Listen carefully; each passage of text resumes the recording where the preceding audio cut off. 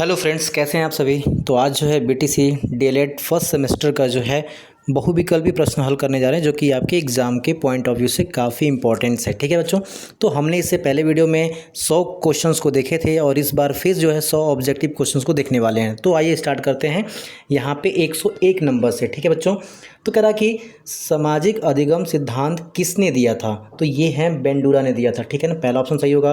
भाषा विकास का सिद्धांत किसने दिया था, तो याद रखिएगा कोमास्की ने जो है भाषा विकास का सिद्धांत दिया था। ठीक है।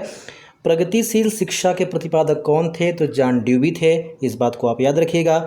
सामाजिक संस्कृति विकास के जनक कौन है, तो सामाजिक संस्कृति विकास के जो सिद्धांत के जो जनक हैं वो हैं व्योगास्की। ठीक है।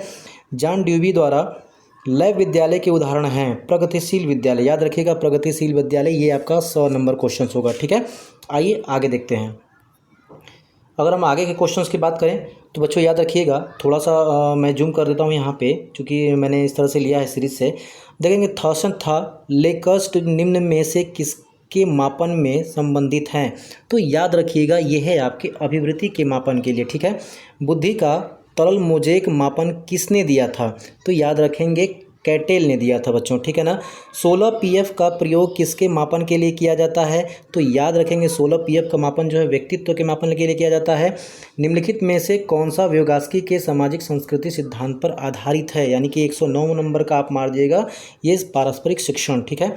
प्रगतिशील शिक्षा के संदर्भ में निम्नलिखित में से कौन सा कथन जॉन ड्यूवी ने दिया था, तो आपको अभी मैंने आपको पीछे बताया है जॉन ड्यूवी के द्वारा दिया गया था। ये विद्यालय को स्वयं ही सामाजिक समस्याओं को सुलझाने में सक्षम होना चाहिए। ठीक है बच्चों, फिर से 111वां है, निम्नलिखित में से कौन सा मानसिक विकार के लक्षणों को नहीं दिखाता है, तो मानसिक विकार के लक्षणों को संबंध नहीं दिखाता है, इस बात को याद रखेंगे। ठीक है।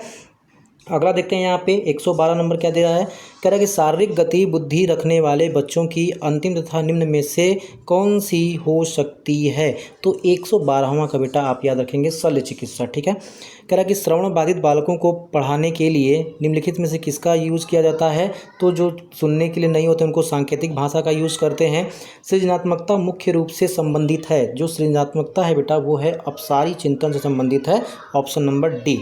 चलिए आगे चलते हैं, यहाँ पे अगला प्रश्न ले लेते हैं। ठीक है, तो अगला प्रश्न यहाँ पे 115 नंबर बच्चों। ठीक है ना, क्या राष्ट्रीय पाठ्य चर्चा की रूपरेखा 2005 दस्तावेज की भाषा के लिए निहित है, ये हो जाएगा आपका 3 भाषा के लिए। ठीक है ना।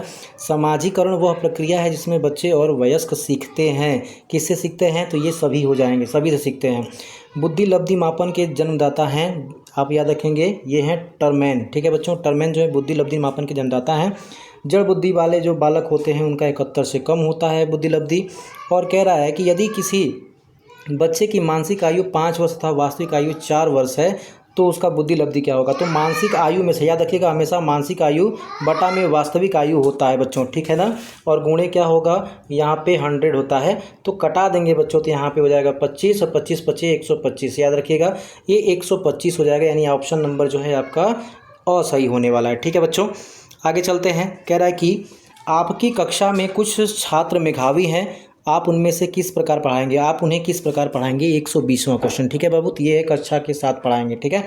निम्न में से कौन सा सृजनात्मकता से संबंधित नहीं है, तो निम्न में से सृजनात्मकता से ये है आपका मितव्ययिता। ठीक है बच्चों, आगे चलते हैं। 122 वॉटसन ने प्रारंभिक संवेगों के सिद्धांत के अंतर्गत शिशुओं के भीतर जन्म के विद्यमान कितने संवेग बताएं, तो याद रखिएगा ये 3 संवेग होते हैं। बुद्धि के द्विकारक सिद्धांत का प्रतिपादन किसने किया था, तो आपको याद रखना है स्पीयर मैन ने किया था बाबू। ठीक है। किशोरावस्था को किस विद्वान ने गंभीर उथल पुथल की अवस्था का, स्टैनले हॉल ने। याद रखेंगे आनुवंशिकता का वाहक क्या होता है बेटा, जीन्स होता है। आनुवंशिकता का जो वाहक होता है वो जीन होता है, इस बात को भी याद रखना है। ठीक है, आइए आगे देखते हैं। यहाँ पे अगला प्रश्न क्या हो सकता है हमारा। अगला बेटा दिया गया है कि निम्नलिखित में से कौन सा परीक्षण व्यक्तित्व मापन करता है, तो याद रखेंगे क्रूड प्राथमिकता प्रपत्र। ठीक है ना। एक ऐसी मानसिक प्रक्रिया जिसमें बालक व्यक्ति किसी भी स्थिति का सामना करने या किसी समस्या का समाधान करने में अपने पूर्व अनुभव का प्रयोग करता है, वो है चिंतन। ठीक है। वह मानविक योग्यता जिसके द्वारा व्यक्ति किसी नवीन रचना या विचार को प्रस्तुत करता है उसे कहते हैं सृजनात्मकता। कोहलर ने अपने सीखने के सिद्धांत का प्रतिपादन किसके ऊपर किया था प्रयोग, तो याद रखिएगा बनमानस के ऊपर, जिसका नाम सुल्तान रखा था उन्होंने। अभ्यास और अनुभव के द्वारा व्यवहार में होने वाला परिवर्तन क्या कहलाता है? अधिगम कहलाता है। अभिप्रेरणा की व्याख्या जन्मजात मूल प्रवृत्तियों के आधार पर की जाती है, ये है फ्रायड का कथन, ठीक है ना, ऑप्शन नंबर 4। आगे देखते हैं इसी में, कह रहा है कि निम्नलिखित में से कौन सा जन्मजात प्रेरक नहीं है? तो आदत जो है जन्मजात नहीं होती, ये बाद में लगती है। असंगठित घर से आने वाले बालक अपने अधिक कठिनाई का अनुभव करेंगे, कौन सा? स्वतंत्र अध्ययन में, ठीक है बाबू। आगे चलते हैं, अगला प्रश्न देखते हैं यहाँ पे। तो याद रखेंगे अगला प्रश्न हमारा, वे कौन से बाह्य कारक हैं जो एक बालक को कक्षा में रुचि लेने से रोकता है? वो है संस्कृति और प्रशिक्षण। अपराधी बालक होते हैं जो असामाजिक कार्य करते हैं, ठीक है ना। शारीरिक रूप से सक्षम बच्चों में होता है, ये डिस्ग्राफिया होती है। और विशिष्ट बालकों के अंतर्गत आते हैं, याद रखिएगा सभी आ जाएंगे विशिष्ट बालक के अंतर्गत, पिछड़ा, प्रतिभाशाली, मंदबुद्धि बालक, ठीक है। साइजोइड वर्ग में कौन से बालक आते हैं? तो याद रखिएगा प्रतिभाशील बालक आते हैं साइजोइड वर्ग में, ठीक है बच्चों। आगे देखते हैं, मानसिक स्वास्थ्य के नियमों को खोजना और उन्हें बनाए रखना अध्ययन केंद्र बिंदु है, यह कथन दिया था ड्रेवर ने।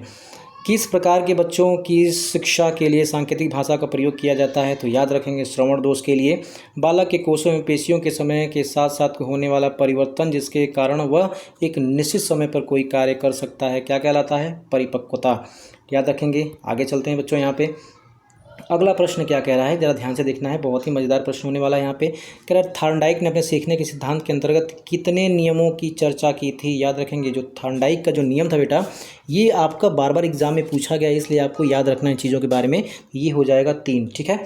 पावलोव ने अपने सीखने के सिद्धांत का प्रतिपादन किसके ऊपर किया था? तो याद रखना है पावलोव ने किसके ऊपर किया था बच्चों?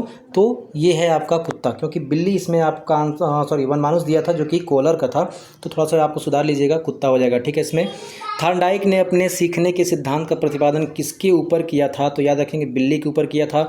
कोलर ने सीखने के सिद्धांत को किस नाम से जाना जाता है? जो कोलर का सीखने का बेटा सिद्धांत है उसे किस नाम से जाना जाता है? तो याद रखेंगे पूर्ण आकृति तथा समग्र सिद्धांत के नाम से जाना जाता है। आगे चलते हैं, 146 नंबर क्वेश्चन देखते हैं। कह रहा है कि व्यक्ति की वह मनोस्थिति जिसके द्वारा वह विभिन्न परिस्थितियों में सामाजिक और व्यक्तिगत समायोजन करने में समर्थ होता है, क्या कहलाता है? तो वो मानसिक स्वास्थ्य है। कह रहा है कि बाल मनोविज्ञान का महत्व है, तो याद रखेंगे बाल विकास की दृष्टि से। किशोरावस्था बड़े उथल पथल का, या फिर कह सकते हैं तनाव, तूफान, विरोध की अवस्था, ये किसने कहा था? अभी मैंने आपको बताया, स्टैनले हॉल ने कहा था। प्रथम तथा प्रयास था त्रुटि सिद्धांत के प्रतिपादक कौन हैं? तो ये भी आपको याद रखना है, तो ये हैं आपके थॉर्नडाइक बच्चों, ठीक है ना। 3 नियम दिया था इन्होंने। चलते हैं आगे, अगला हमारा क्या रहने वाला है? तो बच्चा अगला है यहाँ पे 150वां क्वेश्चन। किसी विषय, कार्य तथा परिस्थिति में अर्जित ज्ञान द्वारा अन्य किसी कर्म, विषय तथा परिस्थिति में लाभ प्राप्त होना क्या कहलाता है? तो अधिगम अंतरण कहलाता है। व्यक्ति में विद्यमान वह शक्ति जिसके कारण वह किसी कार्य को करने या न करने के लिए बाध्य हो जाता है, वो कहलाता है अभिप्रेरणा, जिसे मोटिवेशन कहते हैं। ऐसी मानसिक प्रक्रिया जिसमें व्यक्ति पूर्ण में धारण याद किए गए सामग्री का पुनः स्मरण करने में असमर्थ हो जाता है, उसको कहते हैं विस्मरण बच्चों, ठीक है ना। विभिन्न तथ्यों के बीच किसी एक ही तत्व पर मन को एकाग्र करे रहना क्या कहलाता है? तो वो कहलाता है ध्यान लगाना, ठीक है बच्चों, याद रखिएगा, ध्यान लगा के पढ़ना है। तो आगे चलते हैं, ठीक है। तो कह रहा है कि 154वां, पदों के योग में पदों की संख्या से भाग देने पे क्या प्राप्त होता है? तो माध्य प्राप्त होता है। बाल विकास का विभाजन कितनी अवस्थाओं में किया गया है? तो ये है आपका 3। बालकों को पूर्वजों से प्राप्त गुण कहा जाता है आनुवंशिकता, ठीक है ना।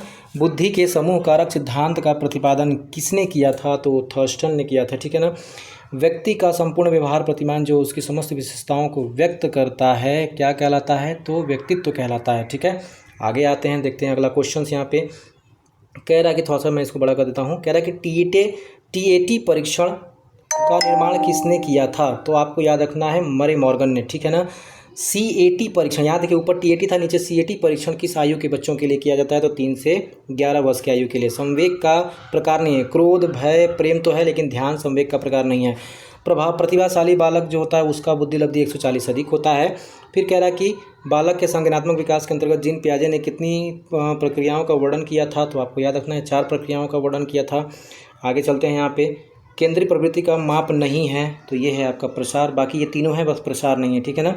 किशोरावस्था की विशेषताओं को सर्वोत्तम रूप से व्यक्त करने वाला एक शब्द है, वो है तनाव। कह रहा कि बाल विकास को प्रभावित करने वाला कारक नहीं है, वो है तनाव। बालकों में स्वतंत्रता की आकांक्षा किस अवस्था में प्रबल हो जाती है? किशोरावस्था में, ठीक है। आगे चलते हैं, अगला प्रश्न क्या कह रहा है यहाँ पे बच्चों, ज़रा ध्यान दीजिएगा, थोड़ा मैं इसको थोड़ा बड़ा कर देता हूँ। कह रहा है कि जिन तथ्यों को भूतकाल में सीखा जा चुका है उन्हें स्मरण करना ही स्मृति है, ये कहलाता है वुडवर्थ का नियम। ठीक है, परोक्ष वस्तुओं के संबंध में चिंतन कहलाता है, याद रखिएगा, कल्पना। किस समस्या का समाधान करने के लिए गत अनुभवों को नए ढंग से समायोजित किया जाना चाहिए, वो है बेटा आपका तर्क। किसी के द्वारा विभिन्न परिस्थितियों में समायोजन कहलाता है उपयुक्त सभी, याद रखेंगे। सीखने की मात्रा तथा समय के संबंध को चित्रांकित करने वाली रेखा क्या कहलाती है, तो पठार वक्र कहलाता है। आगे देखते हैं, इसमें कह रहा है कि जब कोई बालक सीखने को तत्पर होता है तब वह चीज़ों को जल्दी सीखता है, तथा थर्नडाइक के सीखने के नियम के अंतर्गत क्या है बच्चों, वो तत्परता का नियम है। सीखने के किस सिद्धांत के अंतर्गत व्यक्ति संपूर्ण परिस्थिति के प्रत्यक्षीकरण के आधार पर सीखता है, तो वो अंतर्दृष्टि या सूझ का सिद्धांत है। वे प्रेरक जिन्हें व्यक्ति अपने प्रयासों से प्राप्त करता है उसे अर्जित प्रेरक कहते हैं। ठीक है, आगे देखते हैं यहाँ पे, अगला यहाँ पे है क्या है, कह रहा है कि अधिगम, धारण, पुनर्स्मरण तथा पहचान आदि प्रक्रिया आती है तो स्मृति के अंतर्गत आती है। वह प्राप्तांक जो किसी प्रदत्त को दो बराबर भागों में बांटता है उसे माध्यिका कहते हैं। मानसिक आयु बटा वास्तविक आयु गुणे 100, अभी मैंने आपको बताया, ये बुद्धि लब्धि का सूत्र है। शारीरिक रचना, बुद्धि, रुचि, व्यक्तित्व आदि में एक व्यक्ति का दूसरे व्यक्ति से भिन्न होना कहलाता है व्यक्ति की भिन्नता, याद रखेंगे। संज्ञानात्मक क्षमता की कमी से व्यक्ति को कठिनाई होती है, ये है आपका कौन सा, तो बौद्धिक विकास। ठीक है बच्चों, बौद्धिक विकास है। ठीक है, याद रखेंगे। कह रहा कि फ्राइड के अनुसार, थोड़ा सा मैं इसको और ऊपर कर देता हूँ। ठीक है, कह रहा कि सिगमंड फ्राइड द्वारा प्रतिपादित व्यक्तित्व विकास के सिद्धांत को कहा जाता है, याद रखेंगे, मनोविश्लेषणात्मक सिद्धांत। मैकडूगल ने कितने प्रकार के संवेग बताए हैं, 14 प्रकार के संवेग मैकडूगल ने बताए हैं। जन्म से 5 वर्ष की अवस्था शैशवावस्था कहलाती है, याद रखेंगे इसको। आगे चलते हैं, फटाफट 100 क्वेश्चन करने वाले हैं बच्चों, ठीक है ना, ध्यान दीजिएगा। जिस प्रकार शारीरिक विकास के लिए भोजन का महत्व है उसी प्रकार सामाजिक विकास के लिए शिक्षा का महत्व है, ये कहा था वुडवर्थ ने। विकास को प्रभावित करने वाले कारक हैं ये सभी। टोली की आयु जो है, याद रखेंगे, बाल्यावस्था को कहते हैं। मनुष्य को जो कुछ बनना होता है प्रारंभ के 4-5 वर्षों में ही बन जाता है, ये कहा था आपके हॉरलॉक ने, ठीक है ना। बाल्यावस्था में शिक्षा का क्या स्वरूप होना चाहिए, तो याद रखें, खेलों एवं रचनात्मक कार्यों के माध्यम से शिक्षा दी जानी चाहिए। अब आगे देखते हैं बच्चों, यहाँ पे कह रहा है कि बालक के मानसिक विकास के लिए शिक्षक को करना चाहिए, क्या करना चाहिए, उपयुक्त सभी, ठीक है ना। शिक्षा में सृजनात्मकता का प्रयोग किस रूप में होता है, चिंतन के रूप में। कल्पना के विकास के लिए शिक्षा में निम्न बातों का ध्यान देना चाहिए, किसके लिए चाहिए बेटा, तो उपयुक्त सभी मार सकते हैं, ठीक है ना। आगे देखते हैं, देखिए यहाँ पे थोड़ा सा कह रहा है कि थॉर्नडाइक ने ये नियम दिए थे, ये सभी नियम थॉर्नडाइक ने दिए थे बाबू, ठीक है ना। प्रेरणा होती है सकारात्मक नकारात्मक, सकारात्मक प्रेरणा होती है। अधिगम स्थानांतरण के सिद्धांत, याद रखेंगे, ये उपयुक्त सभी हैं। वह प्रेरक जिन्हें व्यक्तित्व अपने प्रयासों से प्राप्त करता है उसे अर्जित प्रेरक कहते हैं। स्मृति सीखी हुई वस्तु का सीधा उपयोग है, ये किसने कहा था, स्किनर ने कहा था। कह रहा है कि आंकड़ों के प्रकार हैं, आंकड़े कैसे होते हैं, वर्गीकृत अपवर्गीकृत दोनों प्रकार के होते हैं। बाल विकास के अंतर्गत निम्नलिखित आयु आते हैं, तो याद रखेंगे 0 से 18 वर्ष, ठीक है ना बाबू। बुद्धि का विकास लगभग पूर्ण हो जाता है, तो आप याद रखेंगे किशोरावस्था में, ठीक है ना। नवजात शिशुओं में हड्डियों की संख्या यहाँ पे 270 दिया गया है, आंसर 270 है, लेकिन आप याद रखेंगे अगर साइंस की माने NCERT की तो लगभग 300 होती है बाबू, ठीक है ना। अब देखेंगे यहाँ पे कह रहा है कि सीखने को प्रभावित करने वाले महत्वपूर्ण कारक हैं, तो ये है रुचि। तो बच्चों हमने यहाँ पे धड़ाधड़ लगभग 101 क्वेश्चंस को देखे हैं। तो अगर आपको ये वीडियो अच्छा लगा हो तो वीडियो शेयर करिएगा, लाइक करिएगा। आज के लिए इतना ही, जय हिंद।